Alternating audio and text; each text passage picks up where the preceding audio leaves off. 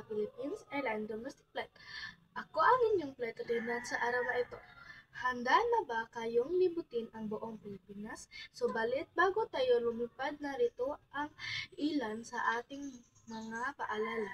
Hinihiling namin na isabit ang inyong mga seatbelt sa oras na ito at isecure ang lahat ng bagahe sa ilalim ng inyong upuan sa mga overhead compartment.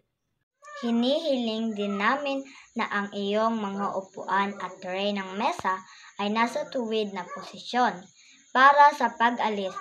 Kung handa na kayo, lilipad na tayo mula Kanluran papuntang Hilaga, Silangan at Timog ng Pilipinas. Habang tayo ay nasa himpapawid, tingnan natin mabuti ang lokasyon ng Pilipinas.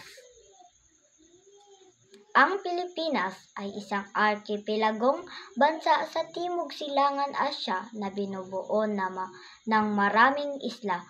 Ito ay napapalibutan ng tubig at nahahati sa tatlong pangunahing bahagi: Luzon, Visayas at Mindanao. Ano ang iyong mapapansin? Bagamat kapuluan ang Pilipinas, ito ay napapaligiran ng mga karatig bansa. Ang tawag sa lokasyon nito ng Pilipinas ay lokasyong bisinal.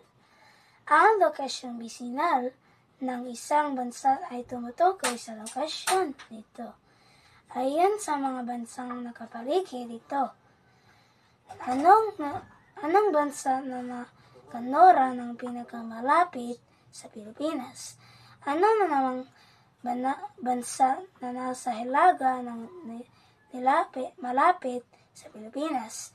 Ano-anong mga bansa ang makikita sa silangan ang pinakamalapit sa bansa natin? Sa timog na bahagi ng Pilipinas, anong bansa ang malapit dito? Tingnan naman natin ang mga anyong tubig na nakapaligid malapit sa Pilipinas. Dahil ang bansa ay isang malaking kapuluan na may mahabang baybayin. Sa lokasyong insular, makikita ang kinalalagyan ng Pilipinas ayon sa lapit nito sa mga anyong tubig at anyong lupa. Anong mga anyong tubig ang makikita sa kanluran at hilaga ng bansa? Ito ay South China Sea at ang Basi Channel. Anong anyong tubig naman ang nasa silangan at timog ng Pilipinas?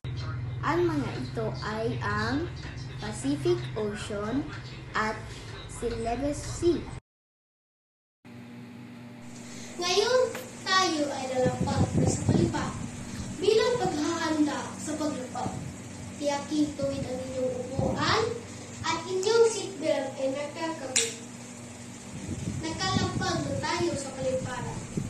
Mangyaring tanggalin ang inyong seatbelt, tumayo at tumanin yung ayos sa paglabas ng eroplano. Maraming salamat po. Muli ako po ang inyong flight attendant, Mateo Andrea Busuma.